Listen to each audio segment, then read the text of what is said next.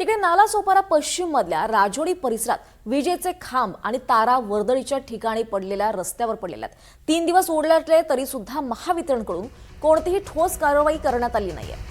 त्यामुळे परिसरातल्या नागरिकांच्या जीवाला गंभीर धोका निर्माण झालाय।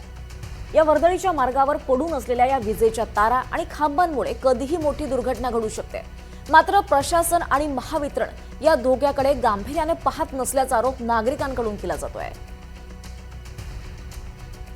नालासोपाऱ्यातल्या राजोडी परिसरात त्यामुळे मृत्यूचा सापळा आहे की काय असा प्रश्न निर्माण झालेला आहे। 3 दिवस उलटले तरीही महावितरणकडून कोणतीही ठोस कारवाई झाली नाहीये। विजेचे खांब आणि तारा वर्दळीच्या रस्त्यावर पडल्या आहेत। रायगड जिल्ह्यातल्या मुसळधार पावसामुळे धरणं, नद्या आणि जलस्रोत भरलेत। त्यामुळे पाण्याची टंचाई दूर झाली आहे। मात्र पूर ओसरताच सुरक्षित पिण्याच्या पाण्याचा प्रश्न हा ऐरणीवर आलाय।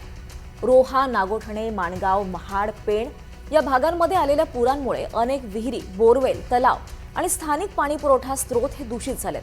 त्यामुळे जलजन्य आजारांचा धोका वाढलाय। काही गावांमध्ये नळाद्वारे चिखलयुक्त पाणी पुरवठा होतोय अशा तक्रारी सुद्धा समोर येत आहेत। त्यामुळे पाणी शुद्धीकरण केंद्रांवर अतिरिक्त ताण निर्माण झालाय। स्वच्छ पाणी पुरवठा करणं हे आता प्रशासनासमोर मोठं आव्हान बनलंय।